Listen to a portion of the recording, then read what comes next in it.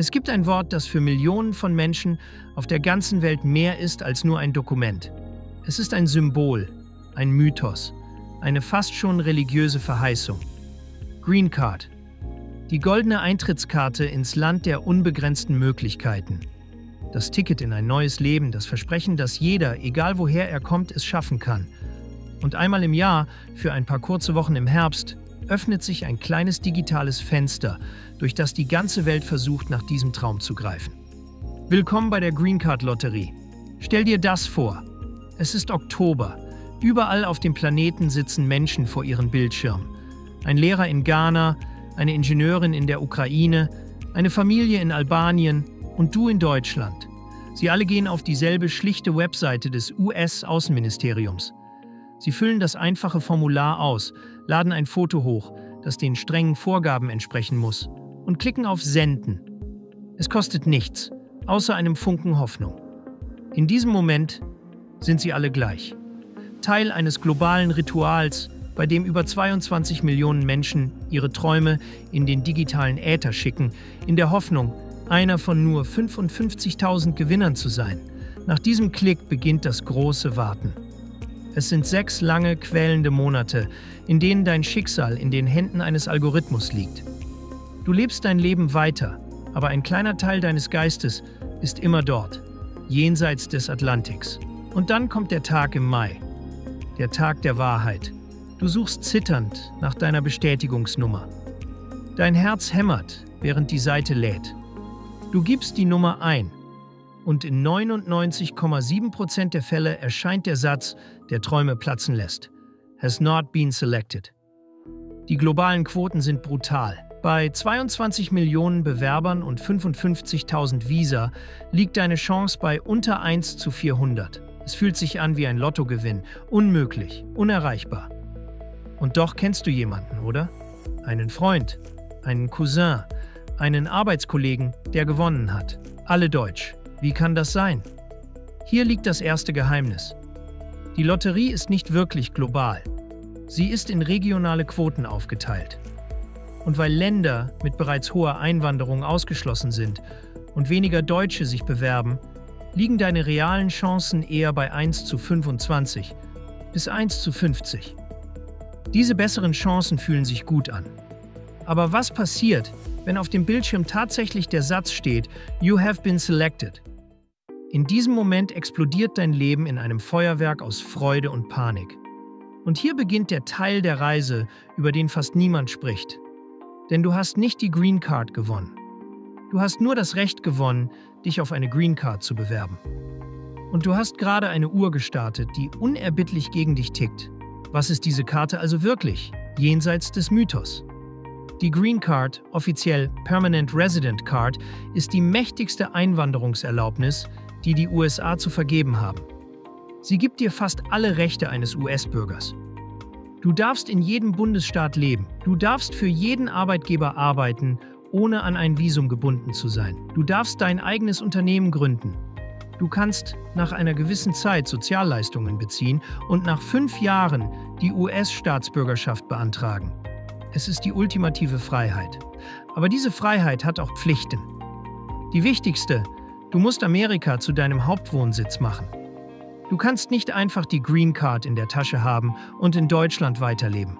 Wenn du länger als 1 Jahr am Stück außer Landes bist, kann man dir die Karte wegen Aufgabe des Wohnsitzes wieder entziehen. Und die zweite entscheidende Pflicht, die dein Leben für immer verändern wird.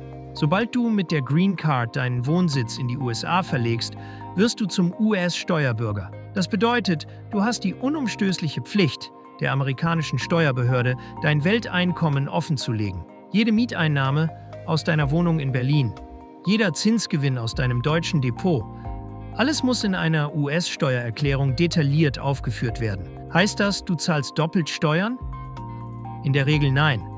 Dank des Doppelbesteuerungsabkommens zwischen den USA und Deutschland wird die in Deutschland gezahlte Steuer angerechnet, sodass du am Ende meist keine zusätzlichen US-Steuern auf dieses Einkommen zahlst. Aber die Pflicht zur Offenlegung, zur jährlichen, vollständigen Einreichung deines globalen Finanzlebens bei den US-Behörden, die bleibt bestehen. Das ist ein Pakt mit weitreichenden Konsequenzen, der absolute Transparenz von dir verlangt. Wenn du also gewonnen hast, beginnt der eigentliche Marathon. Sofort musst du das Formular DS 260 ausfüllen. Das ist keine einfache Anmeldung mehr. Das ist eine detaillierte Beichte deines gesamten bisherigen Lebens. Jede Adresse, an der du je gewohnt hast, jede Schule, jeder Job, deine gesamte Familiengeschichte. Danach beginnt das Warten, Teil 2. Deine Bewerbung erhält eine Fallnummer. Du musst nun monatlich das Visa-Bulletin des Außenministeriums beobachten und darauf warten, dass deine Nummer current wird, also zur Bearbeitung aufgerufen wird. Währenddessen beginnt der Background-Check. Du musst Dokumente sammeln, ein polizeiliches Führungszeugnis aus Deutschland und aus jedem anderen Land, in dem du jemals länger als 6 Monate gelebt hast. Geburtsurkunden, Heiratsurkunden. Und ganz wichtig, du musst nachweisen, dass du den USA finanziell nicht zur Last fallen wirst, durch Kontoauszüge, Jobangebote oder eine Bürgschaft. Ist deine Nummer dann endlich dran, kommen die letzten Hürden. Du musst zu einem von der US-Botschaft zugelassenen Arzt für eine gründliche medizinische Untersuchung. Und dann der finale Akt, das Interview im US-Konsulat in Frankfurt oder Berlin. Du sitzt einem Konsularbeamten gegenüber, der deine gesamte Akte vor sich hat und die endgültige Entscheidung trifft. Du fragst dich also, wie lange dieser ganze Marathon dauert, von der freudigen Nachricht bis zum möglichen Umzug. Die brutale Wahrheit ist, du hast nicht viel Zeit. Ab dem Moment deiner Gewinnbenachrichtigung. Anfang Mai hast du im besten Fall nur knapp 5 Monate Zeit, um den gesamten Prozess abzuschließen. In diesen wenigen fieberhaften Monaten musst du das umfangreiche DS 260 Formular einreichen, darauf hoffen, dass deine zugewiesene Fallnummer schnell im monatlichen Visa-Bulletin aufgerufen wird, polizeiliche Führungszeugnisse besorgen, einen Termin bei einem der wenigen von der Botschaft zugelassenen Ärzte ergattern und schließlich einen der begehrten Interviewtermine im Konsulat bekommen. Es ist kein entspannter Spaziergang ins neue Leben. Es ist ein nervenaufreibender Sprint durch ein bürokratisches Minenfeld, bei dem dein größter Gegner die unerbittliche Deadline am 30. September ist. Jede Verzögerung, ob durch langsame Behörden oder eine hohe Fallnummer, kann das Ende deines Traums bedeuten. Nach all diesem Stress, dieser Unsicherheit, dieser monatelangen Zitterpartie, die auf purem Glück basiert, lass mich dir eine Frage als Unternehmer stellen. Würdest du die Zukunft deiner Firma, deines Lebenswerks, auf eine Chance von 1:40 und einen Kampf gegen einen unerbittlichen Kalender setzen? Natürlich nicht. Du analysierst, du planst, du handelst. Und was, wenn ich dir sage, dass du als Unternehmer aus Deutschland, Österreich oder der Schweiz überhaupt nicht Lotto spielen solltest? Dass du deine Zukunft nicht dem Zufall überlassen solltest, wenn es einen direkten, kontrollierbaren und fast schon maßgeschneiderten Weg für dich in die USA gibt? Du stellst dir vor, ein US-Visum für einen Unternehmer sei ein unüberwindbarer Berg aus Bürokratie und erfordere Millionen an Investment. Nichts könnte weiter von der Wahrheit entfernt sein. Für Bürger aus deutschsprachigen Ländern gibt es einen eleganten, direkten Weg, der die Green Card Lotterie wie ein Glücksspiel für Amateure aussehen lässt, das E2-Investorenvisum. Vergiss die Millionen, alles, was du tun musst, ist in dein eigenes amerikanisches Unternehmen zu investieren. Eine Investition, die substanziell ist, um das Geschäft zum Laufen zu bringen. Wir haben unzähligen Mandanten geholfen, dieses Visum mit einer Investition von oft nur rund $100.000 zu sichern. Geld, das du in dein eigenes Asset steckst. Mit diesem Visum können du und deine Familie dauerhaft in den USA leben und arbeiten, solange jedenfalls wie du das US-Unternehmen weiter betreibst. Und wenn du bereits eine erfolgreiche Firma in Deutschland, Österreich oder der Schweiz hast? Noch besser. Dann gibt es das L1-Visum. Damit kannst du eine US-Niederlassung gründen und dich selbst als Manager dorthin versetzen.